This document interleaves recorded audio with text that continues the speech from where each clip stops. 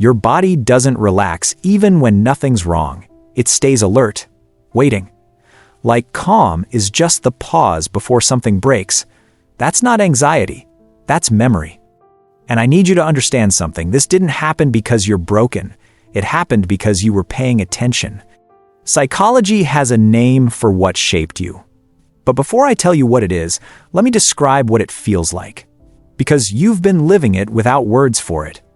You feel guilty when you rest. You minimize your needs automatically. You apologize before asking for help. You can handle a crisis with perfect composure, but you can't remember the last time you let yourself fall apart. You read the room before you enter it. You manage other people's emotions without thinking. And when someone asks if you're okay, you say you're fine even when your chest feels tight. That familiarity isn't random. It has a shape. And psychology doesn't explain it by calling you resilient first. It asks, what did you have to become to survive your environment? And what parts of you had to wait? You learned how to be responsible before you learned how to feel safe. Some children don't lose their childhood in a dramatic way. There's no clear before and after. They simply grow out of it quietly. They notice the adults around them are overwhelmed, distracted, struggling in ways that don't get spoken out loud. And without being told, they adapt. Someone has to be responsible. Someone has to stay composed. Someone has to hold things together. And slowly, that someone becomes them. At first, this is praised. Adults call them mature, easy, wise for their age. But psychology shows that strength learned too early always comes with a cost. Because when responsibility replaces safety, something else has to be postponed. Usually, it's the child's own emotional needs. The first pattern forms around emotional control.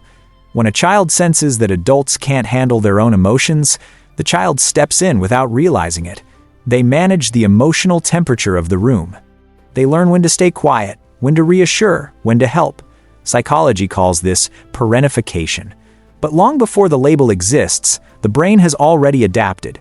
Feelings become secondary. Expression becomes risky. The child learns to stay calm, not because they feel safe, but because chaos feels dangerous. Over time, this becomes automatic. They don't ask, "What do I feel?" They ask, "What needs to be handled right now?" Needs are postponed. Sensitivity is suppressed. Crying feels inconvenient. Anger feels dangerous. Vulnerability feels indulgent. The nervous system learns that stability depends on control. And slowly, a belief settles in. My feelings come last. This belief doesn't feel tragic at first. It feels necessary. It feels like maturity. But it shapes how the person relates to themselves for years. This is adaptation, not damage. From emotional control, the next pattern grows naturally. Early self-reliance. When care is inconsistent, children don't just feel disappointed, they recalibrate. They stop reaching for support.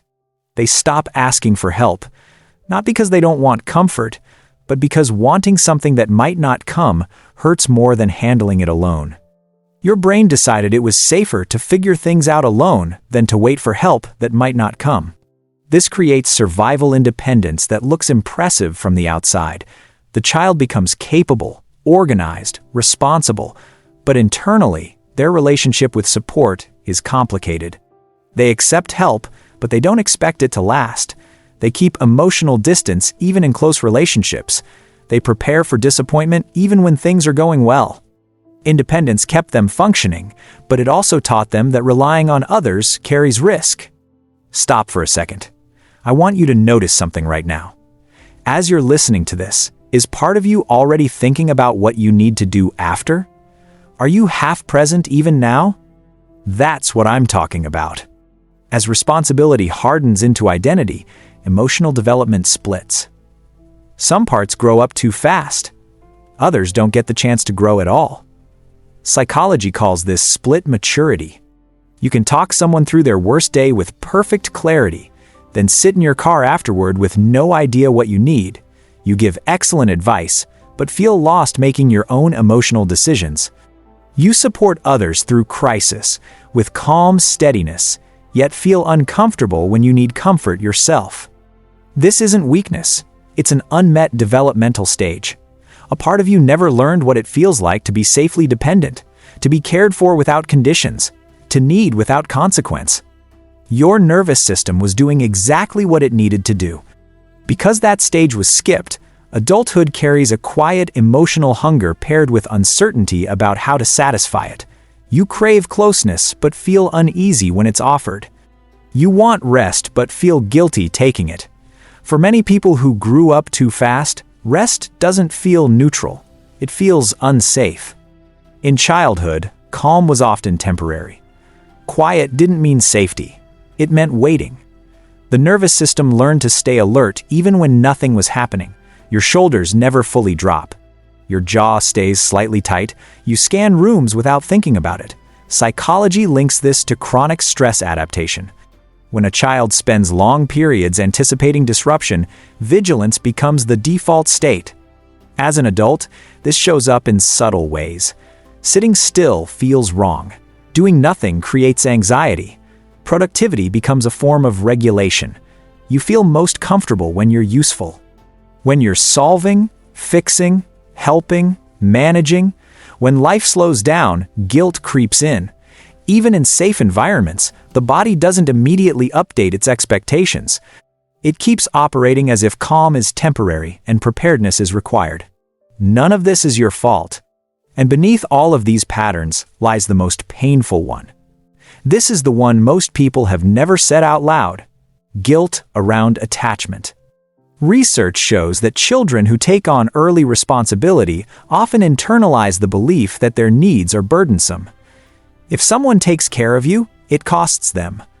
If you receive support, someone else has to sacrifice.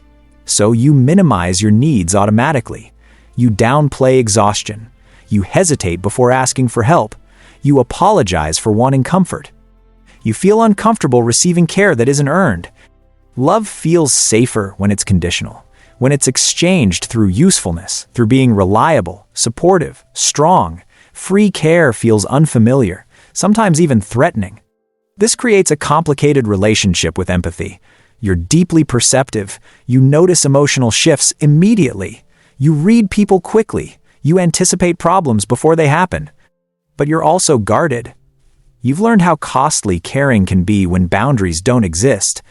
So you protect yourself by staying partially independent, partially closed, always ready to carry everything alone again if necessary. This makes perfect sense, by the way. Psychology doesn't look at this pattern and see someone broken. It sees someone adapted, a nervous system shaped by early pressure. Someone who learned responsibility before safety, strength before softness, awareness before rest. You weren't born strong. You became strong because there was no other option. That strength kept you going. It helped you survive. But survival skills don't always update on their own. Healing doesn't mean undoing who you are. It doesn't mean becoming less capable or less responsible. It means allowing your nervous system to learn new rules, that rest no longer signals danger, that receiving care doesn't create debt. That being supported doesn't mean someone else is failing. Growing slower later in life isn't weakness. It's completion. It's giving the parts of you that grew up too fast permission to finally slow down. Did you grow up responsible for more than a child ever should? And are you still carrying that weight? Leave a comment below this video.